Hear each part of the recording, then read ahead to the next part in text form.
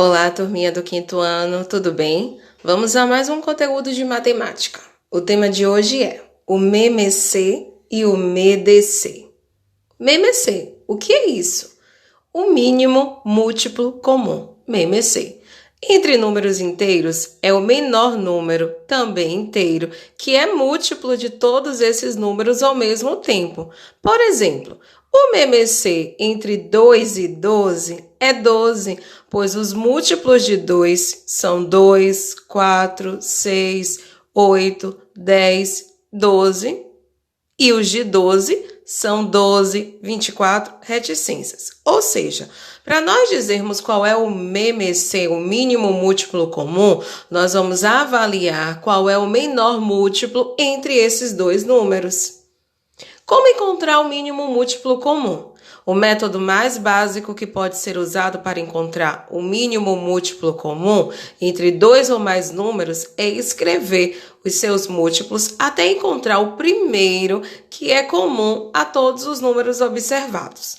O MMC entre os números 2, 4 e 12 pode ser encontrado fazendo assim. Múltiplos de 2. 2, 4, 6, 8, 10, 12, 14, 16, 18, 20, 22, 24. Múltiplos de 4.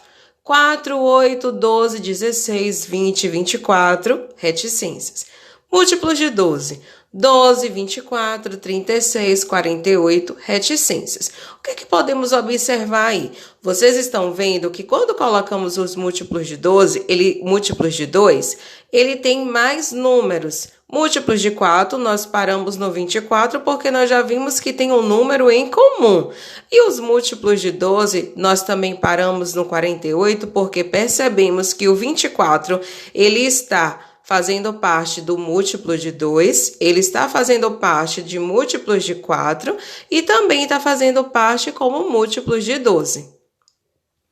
Quando um número é múltiplo de 2 ou mais números, dizemos que ele é um múltiplo comum. Assim, o MMC, mínimo múltiplo comum, é o menor dos múltiplos comuns, diferente de zero. Exemplo, os múltiplos de 6 são 0, 6, 12, 18, 24 e 30. Os múltiplos de 8 são 0, 8, 16, 24, 32 e 40. Então, os múltiplos comuns para 6 e 8 são 0 e 24.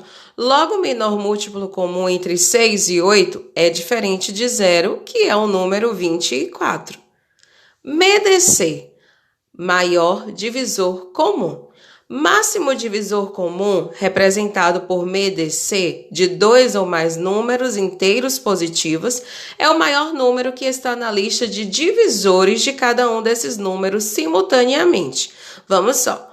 Nós estávamos falando do MMC, então MMC é o mínimo múltiplo comum. Podemos dizer que é o menor múltiplo entre os números.